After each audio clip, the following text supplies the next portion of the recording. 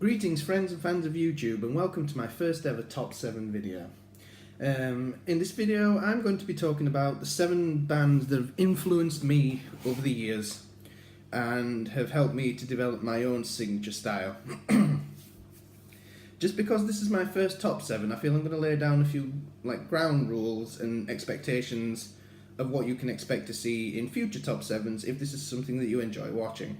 The first will be that I do not rank the artists that I list from best to worst.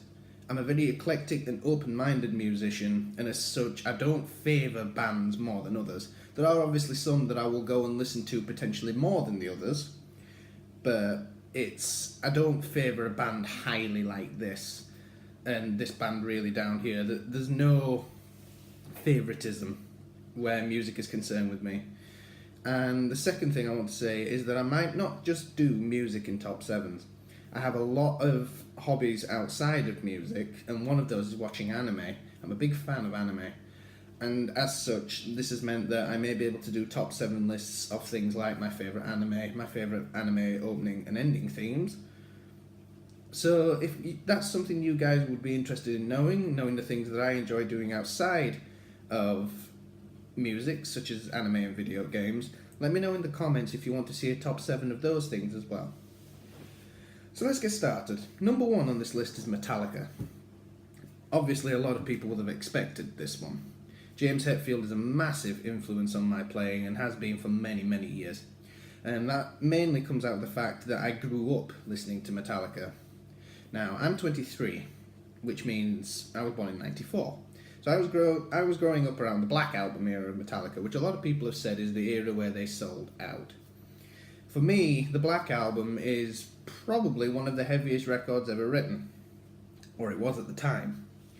And obviously, my parents and my uncle grew up on the older Metallica albums. My uncle even went further, listening to bands like Saxon, Testament, Toranaga, and even Napalm Death and Slayer. So I've had a lot of exposure to metal music from a very young age, and the Black Album was played quite frequently in my house. I've of course since listened to all of Metallica's records. I'm a big fan of the new album Hardwired. I think it's the best thing they've put out since the Black Album. But I'm also controversially one of the few people that probably enjoys Saint Anger. And the reason for that is because there are some of the songs I can relate to through personal experiences in my life. The Unnamed Feeling, for instance, being a song about depression. Depression is something I've fought and gone through, and it isn't a nice experience. And for me, Saint Anger is probably one of the most honest Metallica albums and one of the most raw.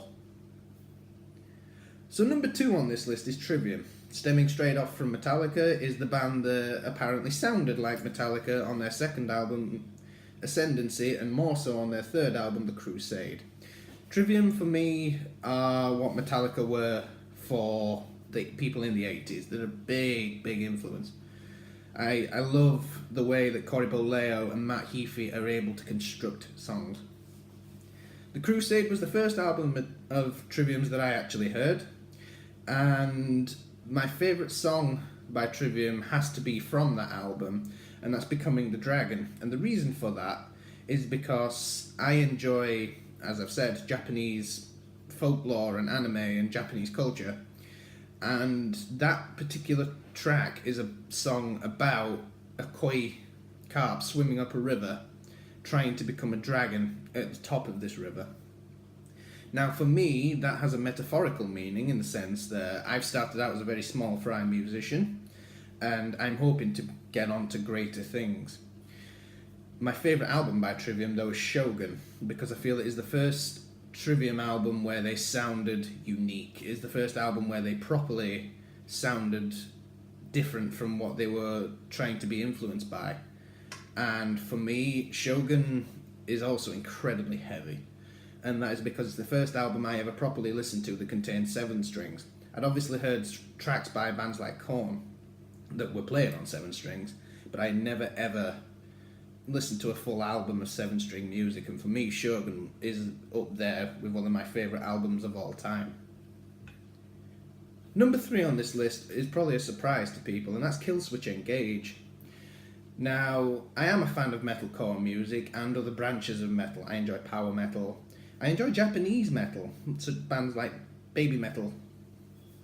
So Killswitch Engage for me are a branch off almost of the generic thrash that I sort of grew up on. And the way that Adam D constructs riffs for Killswitch Engage is phenomenal. However, the first era of Killswitch Engage that I actually listened to was the Howard Jones era. Obviously, that meant that I'd not heard any of the tracks written by Jesse Leach, and then naturally I went back and discovered the rest of them. My favourite track by Killswitch Engage is The End of Heartache from the album of the same name, and I feel a lot of people would probably be inclined to agree with me that it's one of the best Killswitch Engage songs that's ever been written. Number 4 is Machine Head. Now, another surprise to the list is a band that drop tunes quite heavily. Machine Head, I didn't discover until I was going on for college. And the first track I ever had played was Halo from The Blackening, and I was just blown away by the heaviness of the album and the track itself. So naturally, I went back and discovered what is my favourite Machine Head track, Davidian.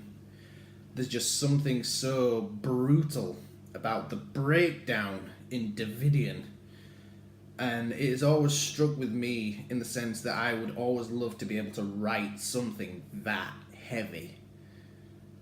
It's not a particularly complex song, but the way that it's played, the way that Rob Flynn screams, his raw viscerality in his vocals, that's up there with some of the best breakdowns I've ever heard. I am a big fan of Machine Head's new album Bloodstone and Diamonds, and I think my favourite track from that might actually be Beneath the Silt, which is a track that is played on very, very drop-tuned instruments. It's played in drop G, and I think it's the first time that Machine Head have ever used a extended range instrument in the form of 7 strings. So, number 5 on this list is another part of the Big Four, and that would be Megadeth. Now, I am a fan of all of the Big Four, in the sense that I do like all of the bands. However, as much as I don't musically favour everybody, Metallica and Megadeth are the two that I always go back to. I grew up a lot on Megadeth. My uncle, who I explained earlier, listens to more extreme metal bands like Testament, Toranaga. He's the one that introduced me to Megadeth. In particular, he introduced me to the track She-Wolf from Cryptic Writings.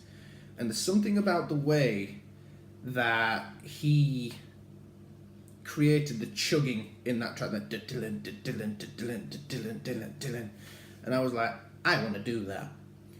It was the first track that ever got me properly inspired into playing thrash style metal music, and it was the first track that I ever properly sat down and thought, I want to be able to play that opening riff. And it was the one that helped me to create a lot of the techniques that I use now, like my palm muted triplets. Megadeth are, along with Metallica, one of the bands that I have listened to for a long, long time. And I am a massive fan of the Dystopia album. I think it is, like Metallica, one of the best albums they've put out in quite a few years. I am, of course, a big fan of Rust in Peace and So Far So Good So What. And I think my favourite Megadeth track might have to be Set the World on Fire. And that is purely because it was played so much in my house that I couldn't not like it. Okay, so number 6 on this list is Bullet for My Valentine. Here comes another surprise to people. Bullet for My Valentine were one of my favourite bands during high school. In particular, I was a big fan of the Poison album when that first dropped. I was blown away by the sheer heaviness of it. And for me, I feel that Bullet for My Valentine have had some stick over the years. Obviously, they have wrote some albums that are subpar compared to their earlier releases. I'm particularly pointing here at Temper Temper. However, I feel that they're a band that have always been consistent in the way that they write, and the kind of music that they tried to put out. The Fever album, for instance, wasn't too bad. But for me, Bullet for My Valentine, it will always be the Scream Aim Fire record and the Poison record. Venom was a nice return to form for me, and I'm looking forward to seeing what they will do on their 6th album. And finally, number 7 on this list is Iron Maiden. They are a band, again, who I've listened to a lot over many, many years. My dad grew up on Iron Maiden. A lot of my relatives grew up on Iron Maiden. And Iron Maiden are the reason that bands for me like Metallica and Megadeth exist.